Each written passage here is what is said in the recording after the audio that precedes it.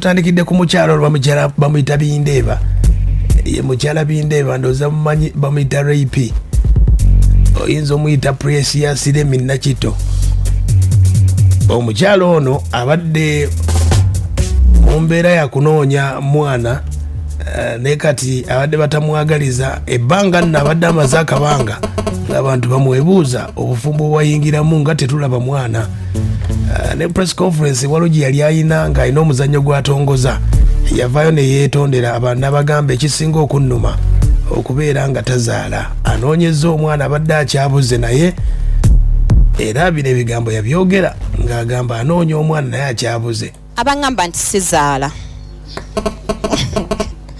Sometimes I even fail to I don't know how to answer this question because honestly speaking kambuzeyo ekibuuzo ku buli andaba waliwo omuntu ayinza ofumbirwa kubanga saafumbirwa kawundo kakubye eddinisa mind yo nafumbirwa omusajja najje waffe nawesa mamange ekitiibwa era abantu bangi nnyo baaliwo naye bw'ogamba nti saagala kuzaala nga siri kawundo kakubye eddinisa ate ddala ng'oli mukazi nsaba Katonda akusasulemu ku lwansonga nedda bw'ogamba nti lwaki tozaala toyagala kuzaala nze nnako ne benawudde simaya bankolera simaya biki and they are so bitter because sizaala. I am not God, you people. Siri Katonda. I don't know when I'm supposed to give birth. There is no married woman in life that doesn't want to give birth. It is not there.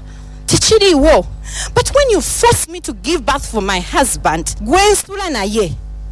there is a way you torment women who are married and you force them to give birth. You torment us. I know you want negative energy all the time, but ebintu ebimu tubireke. Abakyala tulekera okubuuza abakyala banaffe when they are giving birth. It is very tormenting. Tuguma, me one thing I can tell you is nze sifaayo bikibye munvuma because sigwe gusose munvumye ebintu bingi nnyo and I've never come out to answer anything. Kachibo kuzaala kuneno nako sikivangayo ne answering, but I'm praying. Era nkikakasa nti one day God will bless me with a child. I believe that.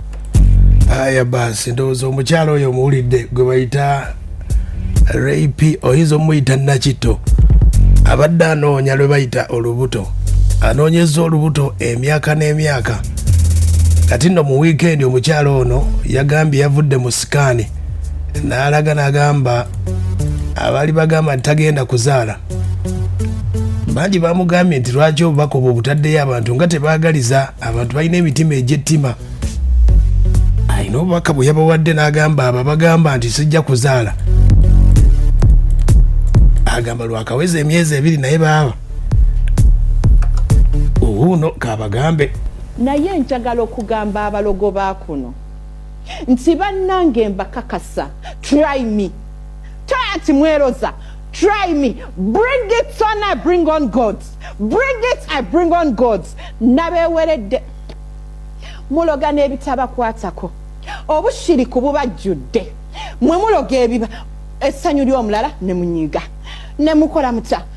Njagala bakakasa nti bampu eno tevudde wa shaitwani. Tevudde wa stan. Evudde wa Mukama Katonda. Kati njagala okubalaga amanyi ga Mukama Katonda nti tebagazannyisa. We mwayogerere nnyo Gabi Ntata ina kayimba gamba nti yawo we wantero mukisa wakati w'ennyanja awo masekati g'ebigambo yewewo we yantero mukisa obufaananyi mwabulabyeko oba tonabulabanga wakazuku kasoko balage producer show them the pictures show them the pictures and they be seeing the pictures see the pictures see Mama Prince looking like a snack kati mufa mwagamba simanya TV ya Bindeeba si ya Bindeeba ya King Kalisa just Bindeeba inam shares ku show yange. Aya basi yembeera bweri ku mukyalo oyo gwe bayita mukyala Bindeeba.